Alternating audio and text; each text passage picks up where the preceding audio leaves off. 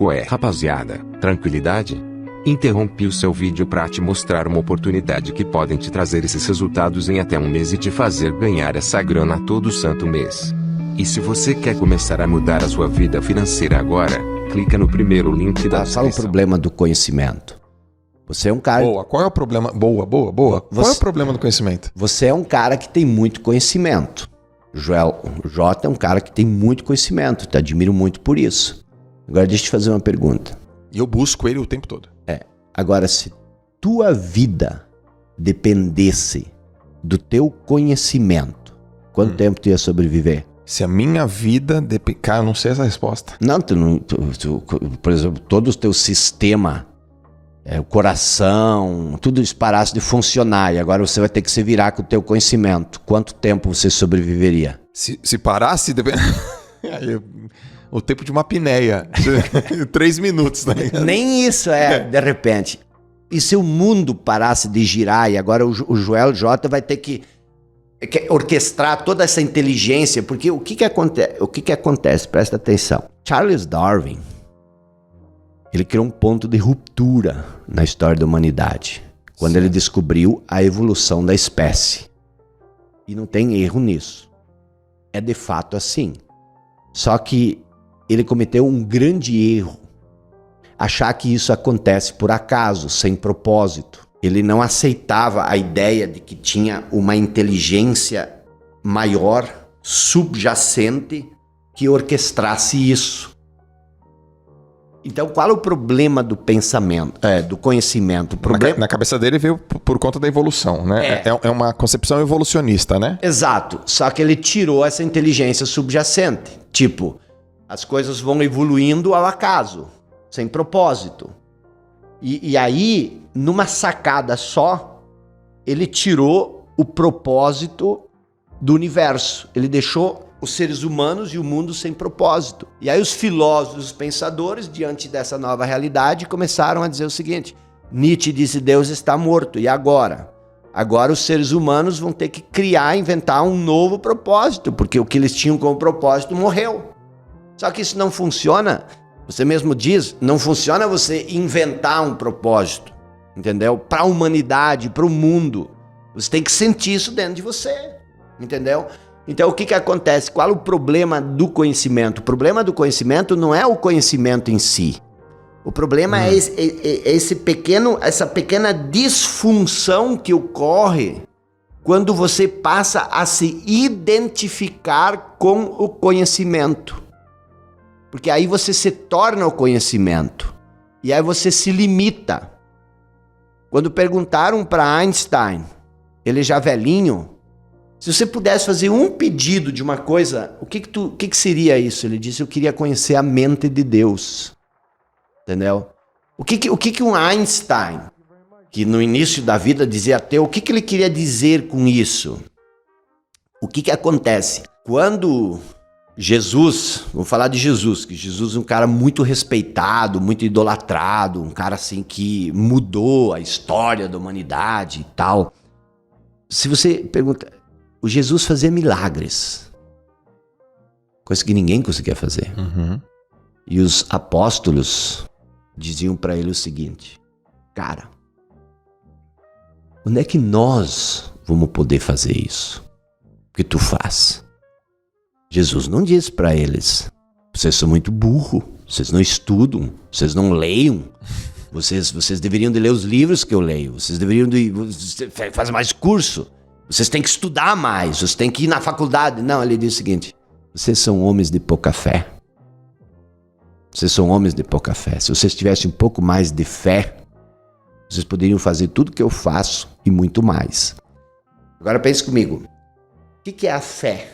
E eu quero saber, e além do que é, se ela é ensinada. O que é a fé? E o que é o conhecimento?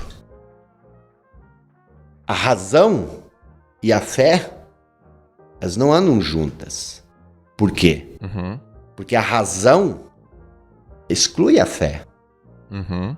E os seres humanos são um fracasso. Os seres humanos são um fracasso. Se você olhar, Joel, pro brasileiro, 60% dos brasileiros Apesar de acreditar que eles são filhos de Deus, eles não conseguem ganhar mais do que R$2.600, R$2.500 por mês. Por que eu estou dizendo isso?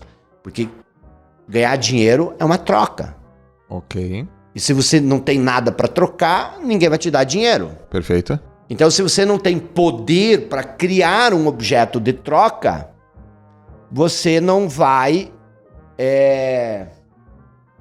receber nada em volta. Então, a maioria das pessoas, elas acreditam que elas não têm capacidade suficiente para fazer algo que possa lhes dar uma renda maior. O conhecimento, ele tem esse problema, ele atrofia as pessoas. Esse é o problema do conhecimento. Não, peraí, Jacó. O conhecimento atrofia. O conhecimento Atrofia? Por quê? Porque quando você se identifica... E o que é o conhecimento?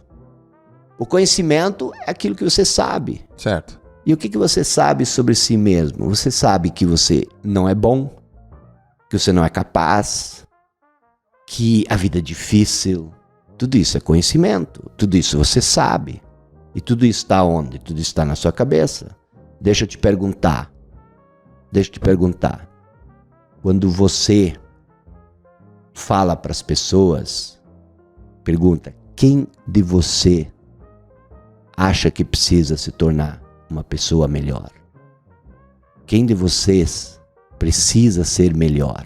Você vai ter todo mundo dizendo eu, urgente, eu preciso demais. Se você acha que você tem que se tornar uma pessoa melhor, qual é a crença subjacente por detrás disso? Que eu não sou bom? Certo. Então você acredita... Porque eu tenho que me tornar uma pessoa melhor. Okay. Você acredita que você não é bom. Entendi. Aí tu pergunta para as pessoas, você é perfeito? As pessoas saltam longe como se tivesse uma cascavel na frente deles. Mas as pessoas são perfeitas. As pessoas são perfeitas. Onde é que está a imperfeição do ser humano? Imagina, olha para o ser humano, onde é que está a imperfeição? Entendeu? O que cria a imperfeição está aqui. É o conhecimento. É o conhecimento. Porque quando você conhece uma coisa, você começa a analisar tudo à sua volta e julgar tudo a partir daquilo que você conhece.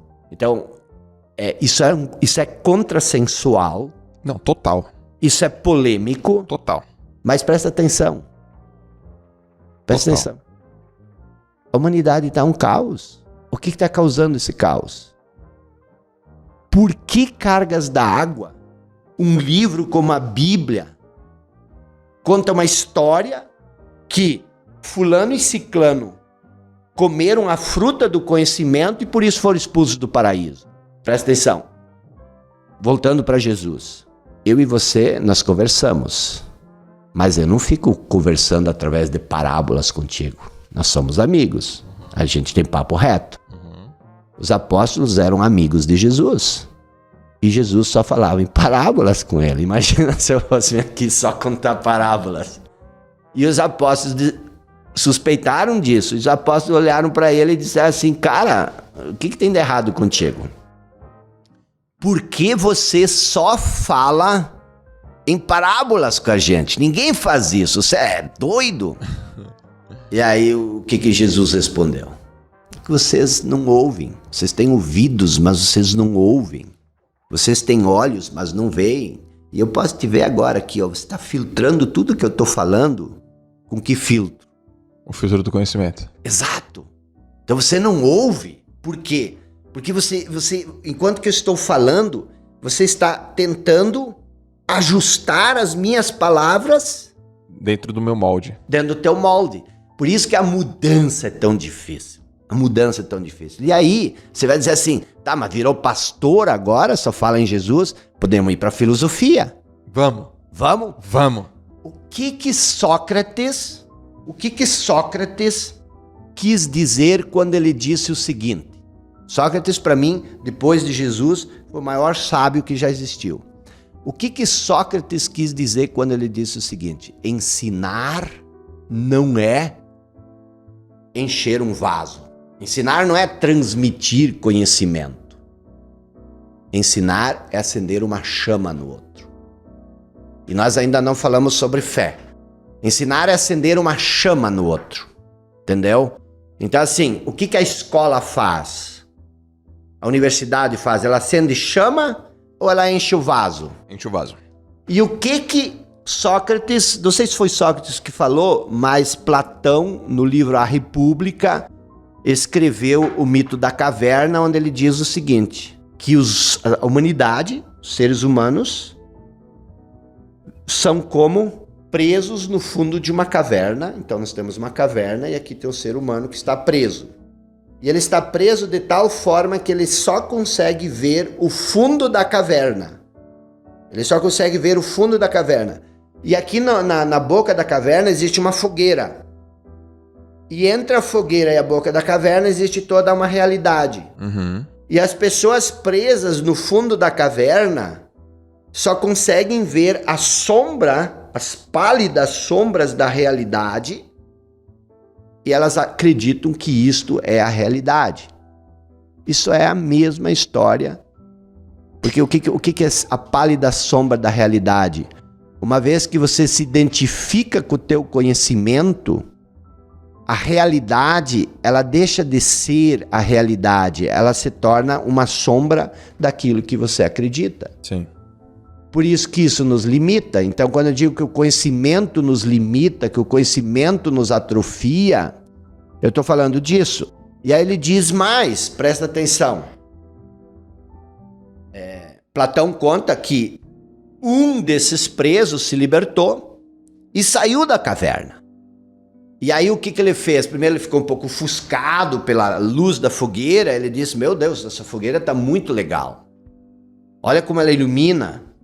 Só que daí ele passou pela fogueira, ele viu a luz do sol. E aí ele viu toda aquela paisagem linda, natureza. E ele disse, meu Deus do céu, onde é que eu estava?